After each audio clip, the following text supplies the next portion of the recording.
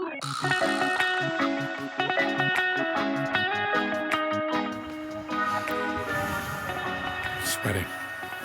I look sweaty. Hello and welcome to episode 341 of the Hooniverse podcast. I'm your host, Jeff Glucker. Tonight, it's a solo episode, and we're going to kick things off with a slightly different first segment than usual. Ron is busy with some work stuff, and then I'm getting ready to go camping this week, and I wasn't able to get an episode out last week because I was prepping for Autopia and a bunch of other blah, blah, blah, whatever.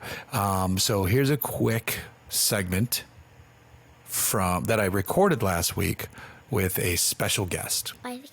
Hello and welcome to the Hooniverse podcast. I'm your host, Jeff Glucker, and I have a special guest to start this one off. What are you laughing at? You. Say your name. Sloan. Sloan what? Glucker. And who are you? Your daughter? Why are you on this podcast? Because I want to be on the podcast. Can't have dead air like that. Come on, you got to talk quicker. Okay, so you wanted to talk about cars briefly before I get into the regular podcast. You don't need to be that close to the mic. What is your favorite car that we own? Mom's. Why? Because it's cool. What kind of car is it? It's a Mazda. Do you know what kind of Mazda? A 5?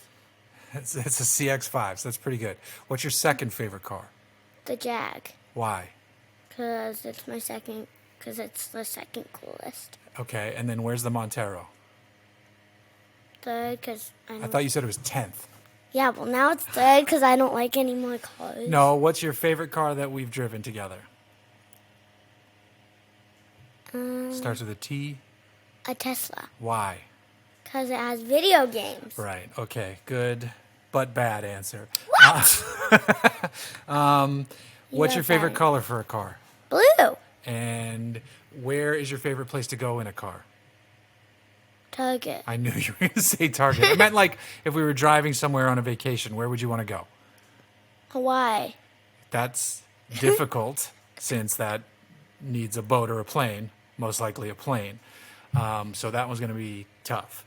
What about Rhode Island? What color car do you want me to drive next? Pink. Yeah, you always say pink. What color car is in the driveway right now? Red. Red. Do you know what kind of car it is? A Toyota? Nope, definitely not. Starts with a P. Pasta. Yep, it's a pasta. It's a Porsche. Oh. But okay, thank you. Porsche. And then where am I going this weekend? To the car show with medals. Which car show? The one? You mean those trophies behind us? Yeah. The electric car show that I helped start? Yeah. Okay, cool. Is there something on my chin? What? Is there something on my chin? No, kiddo. No. Well, it feels like there's glue on my chin. But I think that's where we're going to have to stop this interview for now. Bye. And I want to say thanks to my special guest, Sloan Glucker, for coming on. Hopefully we can do this again sometime. Like tomorrow. I don't know about tomorrow, but soon, okay? Bye. Bye.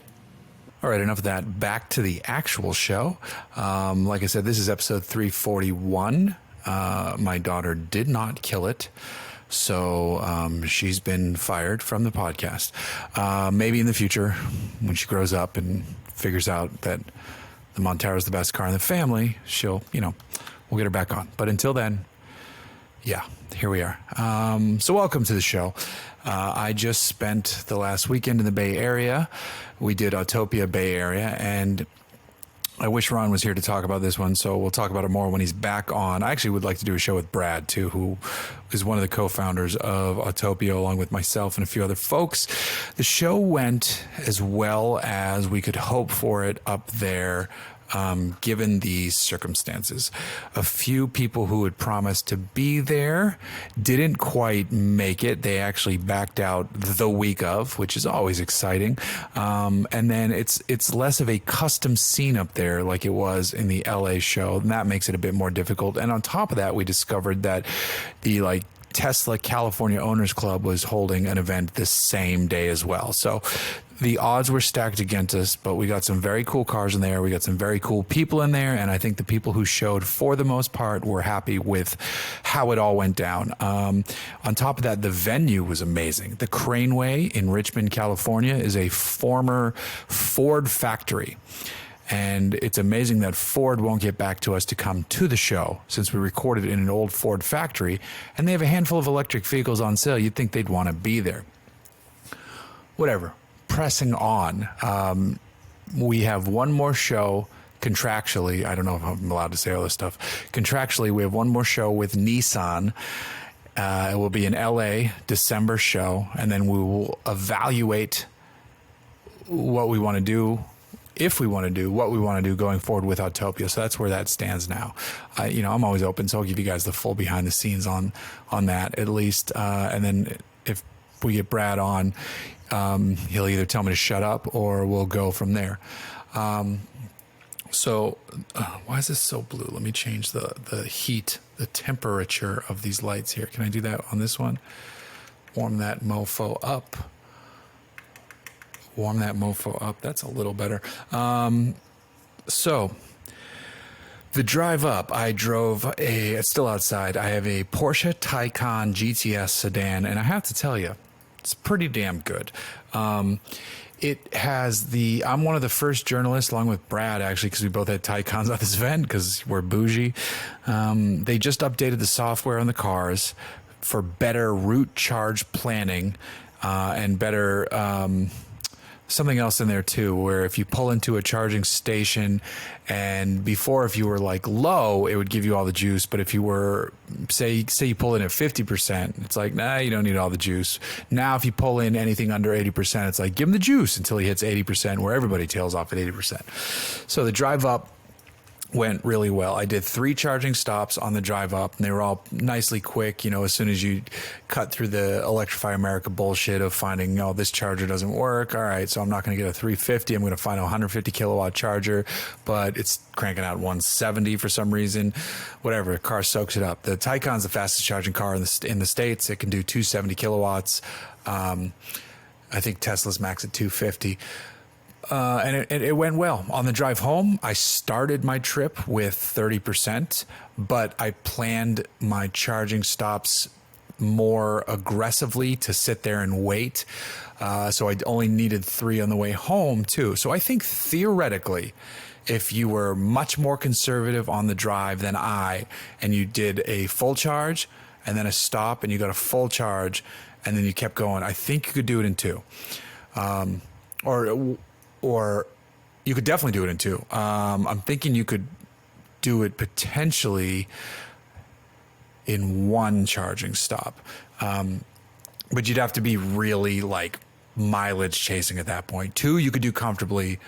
3 was very easy. And it's funny, the route charge planner, it is interesting because it'll show you like, it might add more stops than you want to do, but if you keep charging past a certain limit. So it'll be like, all right, it's really neat that it says you're going to pull into this one station at 25%. You only need to get to 60%. And because of the charging speeds, it'll only take you 5 minutes to get there. So splash and dash, boom, onto the next one. I didn't want to do that. I wanted more range, so I would sit there and I'd be like, oh, well, let's just get to 80 because this charger's moving, and then it would eliminate one of the charging stops and you could just press on and drive comfortably and have a comfortable amount of range in between. You can also adjust it so that the amount of charge at destination, whatever you're comfortable with. So if you know you're going to go home at the end of your trip, you can arrive with basically no charge, and you can set it because you're going to charge at home. So on the drive up, I had it set to a more conservative 20%. On the way home, I had it set to a more aggressive 10%, and you can go lower than that. And on the way home, I did the first charging stop, and then I hit another one and another one. Charging speeds were good, but on that last one, it wanted me to do one more stop, and I was like, I'm under 200 miles from home. I think I needed 158 to get home from where I was. And so I said, let's just wait here. This charging speed is good. I'm in the middle of nowhere in the 5 in California. It's a Sunday. Let's fill up more. I don't want to stop to charge again. I'm going to hit traffic. I know I got the Grapevine ahead of me. The Grapevine, for those of you who don't know, is a big hill right before you come down into LA, basically. So on the way climbing up the Grapevine, I'm going to lose a lot of range, but on the way back down, I'm going to gain a bunch back. And I really didn't lose that much climbing. So when I left that final charging stop, it said I would arrive home with 8%, which is more aggressive than the 10% I was looking for. And then on the other side of the Grapevine, like coming down, it's like you're gonna arrive home with 20%. So I gained so much more, and I didn't lose that much climbing. I was blown away. The car is efficient as hell. On the way up, I was playing with range mode, which puts the car in the lowest suspension setting. It won't let you go over 85 miles an hour, and it cuts back on your AC. It was hot, so I said, fuck this. I flipped it to normal, which does basically the same suspension setting. You can go over 85, and it gives you the AC, and I had no problem. The range hit was like 3 miles. On the drive home, I basically kept it in normal the whole time until I got really close to the house, and I popped it into sport, and the car did awesome. It was great. On the drive home, I was driving faster too. On the way up, I was staying between 80, 85. On the way home, I wanted to get home, so I was going faster. Yeah, I'll leave it at that. The amazing thing is when you have someone, because the 5 for a lot of part in California is 2 lanes. And for the most part, it's a section of California where people get out of the way of the fast lane, which does not happen in Southern California. And not everybody does. But with the Taycan GTS, I sit there for a minute, I give them a second. If there's no one coming, fuck this. I don't have time for you. You're not waiting. All right. Boom. You point and shoot with that Taycan. And because of that torque, you're past them in an instant. If they're one of those I hate people who speed up when you go to pass them. It's one of my biggest pet peeves while driving. And in the Taycan, it is a non-issue. I do not care what you're driving. You could be in a Tesla. But I have that 2-speed gearbox at higher speeds. I'm probably going to be moving quicker than you. Also, you're in a Tesla. I'm in a Porsche. Not to sound like an asshole. You could have, if you are in a fully built out Tesla Model S, you could have bought a Taycan. You could have afforded a Taycan. And you made the wrong choice. You have more range. I don't care. I don't give a shit. Your Tesla sucks. I shouldn't say that when I'm trying to host an electric car show. That's really mean. I'm not going to cut that. I've been listening to too much Always Sunny podcast because that's like, I only listen to 2 podcasts. As someone who makes a podcast, I listen to 2 podcasts. I listen to the Dollop and I listen to the Always Sunny podcast. And I bounce back. So cut that, which will make sense if you listen to the Always Sunny podcast. But this is a solo episode. Like I said, Ron has tons of work. He was supposed to come up for the show, but he's taken on more responsibility at the Wheel Pros gig, and that's important and good. And I didn't fault him for, obviously I wish he could have come on the trip too, but man, you got to do your work. So, and then he's busy this week too. Not a big deal. I wanted to get this one out because I'm going camping tomorrow. Family, we're taking the Montero. I've got a Dometic fridge in the back. I've got a PLB40 portable battery system, and I borrowed a portable solar setup so that when we're during the day, I'll have that charging the PLB40 backup. And then at night, when the sun goes down, the PLB40 will handle the rest of the time. So that Dometic CFX35, which is the model cooler I have, will be chilling the whole time. And I am beyond excited to test that out. I've used that cooler. I've only used it once when I was tailgating at Pearl Jam with my buddy Derek. And it was great. And then I left the thing connected in the back of my Montero for like 2 more days, and it held, it lasted on. I didn't try to juice it up, running on its own, because I have nothing running into it in terms of extra power. Like I don't have any other battery systems in the Montero. So that was running on its own, and it lasted for, I think it was 3 days, and that counts the initial application where it uses the most battery right off the bat, because you think about a cooler going from off to on, it has to cool the system, and that's when you're going to use the most energy. And then the rest of the time, you're just regulating temperature, because the circuit in a fridge and a cooler is like on, off, and overnight, it's mostly off. So that's going to be the case while we're camping, but then the solar will fill in the gaps during the day, and then we can charge other stuff off that PLB40. Additionally, Cobra just sent me, they have a 200 watt power station, which I might bring as well, just as like an additional test system. I'm charging charging some. You can't see it in the background of the shot, but it is right. With my finger, it's under. I can't do this backwards, but it's under right there. It's charging some lights that I like to bring camping. Hardcore, Hardkor, an Australian company, makes these awesome camping lights. They come in a pack of 4 or solo. They're like this big. I'm trying to. If you're listening, it's probably like 1.5 inches by like 2.5 inches rectangle. And the backside is magnetic and also has an elastic strap. So you can strap it on the inside of a tent. You can strap it to the side of a vehicle. You can put them anywhere. They're great for working on cars because you can tuck them inside fenders. They come in the bright white light. They also have a built-in amber LED light, and they charge off USB. So they're awesome. I have a pack of 4 of them. And I love those lights. I'm charging those off that thing right now, and then I'll bring it. And if maybe we can try running both of those off the solar during the day. I don't know. That'd be a pretty aggressive test. Plus that solar, the connection. I might have to have a different connection because the solar panel I have has the same exact connection that goes into the back of the PLB 40, which I'm gonna do a write up on it. Not a video. I'm going to do an actual like photos and story because Hooniverse.com needs more of that. Because I've been slacking because I'm fucking busy with Auto Trader. But I'm going to do photos and video so I'm going to do photos and story and camping trip stuff and the fridge review and blah, blah, blah, all that stuff. But that's where we'll be on that. Look forward to that one. But because this is a solo one, I'm diving into questions early, and oddly, we got a lot more questions than we normally get. So it works out. Let's do Twitter first, where I think there are less questions. Where is I gotta pull up a window here so I can see what the hell I'm doing. Not you, you're too big of a screen. All right, twitter.com. Let's go over to here. Let's see, gotta scroll up to the original question. All right, so that dude Pasha asked, glass or plastic solo podcast. Is that a reference to solo? Which would be very funny. I'm actually having a can of beer right now. Run the Jewels themed or partnership beer. This is Run the Jewels and Collective Arts.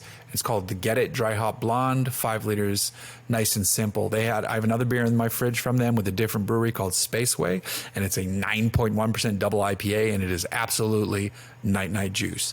Chad Kirchner, who is a partner in Autopia, asks, Autopia 29 or Electrify Expo? Come on, man, you know the answer. Joel Strickland, our photographer friend in Australia, BMW is going to offer up an X race car for sale. Which X race car would you love to own? Does it count if I say McLaren F1 GTR? Because has a BMW engine, right? I don't know. The Big Mate would be really funny. That's what it is. It's the M8 GTE. That'd be really funny to own. Something classic, like a Batmobile would be pretty good. Bobby Reed, where's the worst spot that you've ever broken down? It's not the worst spot. All right, 2 stories. Once when I was a kid, my mom, myself, and my brother, because I think my dad was deployed in the Navy during like the first desert storm. And so we took a road trip to see the Grand Canyon because we lived in California then. And we lost like 3 out of 5 gears in our Ford Ranger. And we were stuck in like Nowheresville, Arizona. And all we could afford was this shitty motel with cockroaches while we waited for the car to be fixed. That sucked. Another one was I was driving my 2000 Civic Si EM1 to an HRE Wheels open house. And on the way down, not far from that part of California, I felt like the engine lose power, and I got over to the side of the road on the side of a bridge on the side of the 5. And that's when my timing belt was shredded, but somehow I didn't destroy the engine in that car, which is crazy because it's an interference engine. But that car lived to fight another day, and it was fine. That wasn't great. Brian Siddle, BC Siddle. First Blake, now Ron. What have you done with your co-host? Don't forget Chris Hayes. I kick him all to the curb. No, I'm just kidding. No disrespect to any of my co-hosts, and I love having Ron on the show. He brings an awesome voice to this, and I've got nothing but compliments for him. And he's just busy this week. Sean Keeley at Sean Keeley 2. Volvo V60 T8 Recharge Extended Range or Polestar 2. I've been informed that they only sell a couple hundred V60 T8s a year in the U.S. Better to part a car out and revert back to... Oh, there's a second question. So the Polestar 2 is very cool, but a V60 T8 is awesome. And you can get a Volvo V60 Polestar, which is a T8. So I say that one. Polestar 2 is rad. T8 is a hybrid and it's super rad. And in California, I think it still qualifies for the carpool lane. And then his next question was, better to part out a car and revert back to stock or sell as is for private sale? You must be talking about your Civic. If you can sell it as is with good mods to the right customer, sell it as is and move on to the next thing. Because if you don't, then you got to deal with the parts that are just going to be sitting there. And if you're looking at a Volvo, I'm telling you, the Honda parts aren't fucking moving over to the Volvo. All right. Somebody asked, the question was, what's the podcast called? Which is kind of funny. So let's go to the Instagram questions. And this is where we have like an odd amount of them. David _ Kinney or Quinny. No questions, but you're the man. Love your reviews and beer taste. You're the man, or however you identify, David. Awesome. Thank you. My beer taste, I feel like as I'm getting older, I still love beer, and then I tell myself I want to drink less of it, and then that doesn't happen. But there are many nights where I would much rather have a glass of like tequila and Fresca, obviously, tequila and pineapple juice, or a nice glass of wine. Yeah, I don't know.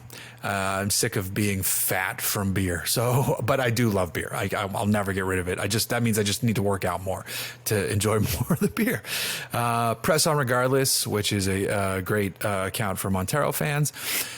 Have you had a favorite foster dog? I think it's so cool that you do that. For those of you who don't know, since we bought this house at the beginning of COVID, and then we got our rescue dog after our two other dogs passed years ago.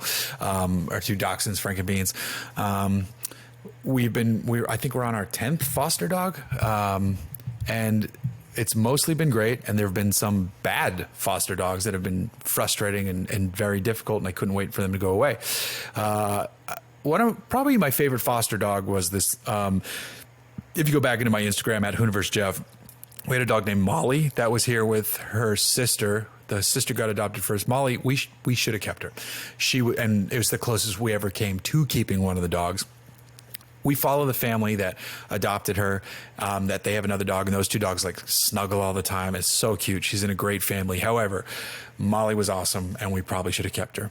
The dog we have now, Felix, is cool, but he's still a puppy, and puppies are very difficult because you deal with, accidents in the house. You deal with, they use their teeth a lot because they don't know they're not supposed to, and that can get really frustrating.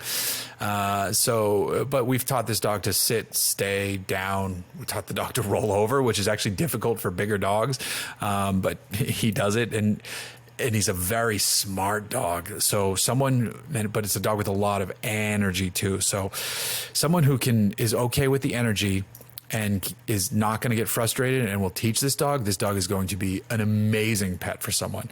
But we're looking forward to taking a little break. And we say that, taking a little break, and it lasts I'm like, oh, I can't wait. Just because our dog, I don't have to worry about at all. Like, Pearl, our dog, our actual dog, is so good.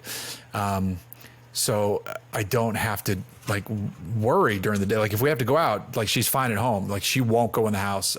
She will hold it. And if we're home and she has to go out, she will sit at the back door and do a bark, hey, fuckers, I have to go. So it's great.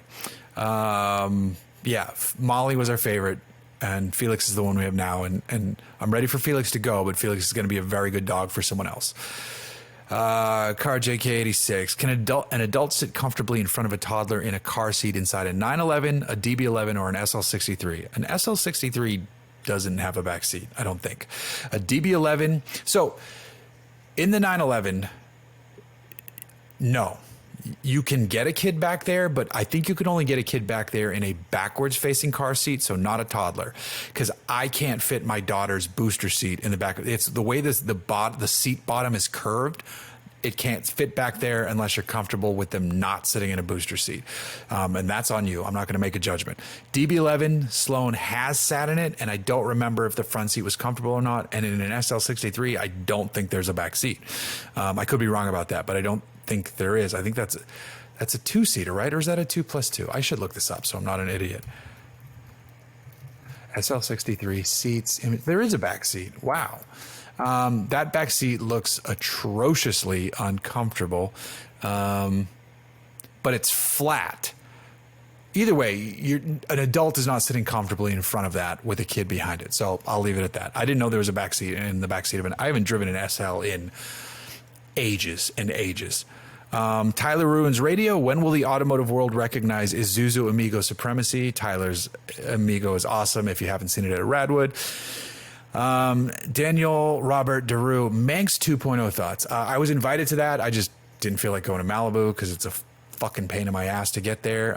Looking at the car, I kind of wish I did, especially because there was a flyby of a Grumman Albatross, which is like, it's ridiculous to say you have a dream plane, especially because I'm not a pilot, but the idea of a Grumman Albatross is a dream plane.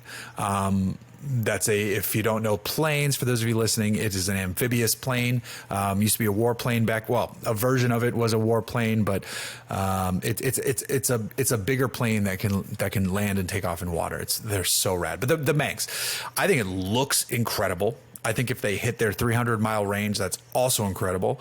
Their name on the EV components looks really cool, but I'm pretty sure they're not developing that themselves, so I'm curious where that's all coming from. But I think it looks awesome. I have no idea what it costs. I don't know if they said that, so hopefully it's not. I'm hoping it's not like stupid expensive, but it could be in this day and age. But I think the green color they showed it off in with those like houndstooth seats or whatever they were, it looks fucking rad as hell. And I think EV off-roaders have the potential for greatness because that torque. Evan J. Cruz, thinking about a move closer to Northwest Arkansas to be closer to family. Would a stock Bronco do the express rally? So with tires and a rear locker, yes, you can do everything we did. There was a stock Defender that had a rooftop tent that did it. There was an old like 90s Toyota pickup truck that the dude slept in the bed that did it. So if you have a rear locker and the right tires, the world is your oyster. He has another question. Thoughts as a Broncos a daily? Too loud, big? No, it's not too big and it's not too loud. I feel like bigger KO2s aren't as loud as smaller KO2s, which is weird to say, but that's what I found in an actual practice. As a daily, it's a great vehicle. 4-cylinder turbo, comfortable, modern amenities. Yeah, absolutely. P. McDonald Denista, what's your opinion on buying a 718 4-cylinder? It's a great chassis. It's a brilliant car. There's enough power. Go have fun. Yeah, the 6 cylinders are the monsters, but you're going to have a blast in that car. So, you do you. I play with cars. Who would win at arm wrestling? Johnny Lieberman or Matt Farah? No offense to either ones, but Johnny does like a lot of like hand strength exercises. So he probably has the dude rips decks of cards in half. So no offense to Matt, who doesn't do those hand strength exercises that I'm aware. I'm just going to say Johnny.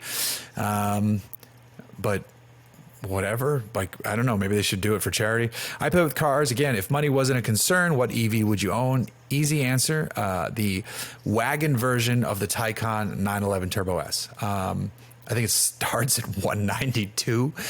I think the GTS Sport Turismo looks better without the cladding, but if money's not a concern, I'm getting the top dog. I'm getting the Turbo S. I'm getting the crazy power. Absolutely. They better sell it to me in Irish green, which is a color I've heard is very difficult for them to get to sell you because it's like family reserved. And then the Neodyme wheels or whatever the fuck they're called. Yeah, that's what I'm doing. Where's Ron? Do you think he misses you? I don't. I think he's okay. Another one from I Play With Cars. How did you pass the time while charging the Taycan? It wasn't that long that I was sitting there. Like the longest I was there was 30 minutes. And at one of them, I walked into a Walmart. I'm 42 now. My birthday was last Sunday, the 7th. So I have to pee a lot. So these stops are welcome. And then if I had decent internet where I was, I'm fucking around on Instagram and taking pictures and doing all that shit. It was very easy to pass the time because it wasn't that much time, which is great. JD2RS, who photographed Formula D St. Louis for us, asks, with IndyCar and NASCAR doing more street circuits, what cities should they do next? That is a good question. I don't think you could do a race in Seattle. F1's due in Miami, so that's out. If someone could figure out Chicago, someone trying to figure out Chicago, right? Is NASCAR trying to figure out Chicago? It seems like they're already kind of tackling the cities they should figure out, but like maybe one that's less, that people aren't thinking about, because you could do like a Sedona because the streets are in such good shape there, but it might be boring just because it'd be like dead straights. I don't have a good answer. I think they're figuring that one out on their own. Pretty Cool Project says, build me the perfect W124 wagon. I almost bought it. I almost bought the perfect 124 wagon, and I'm still pissed I didn't. And I actually tried to. 2 people owned it, and one was going to sell it to me, and the other one wasn't. It was a 124, so a TE, with the 500E fenders already on and 500 seats in it.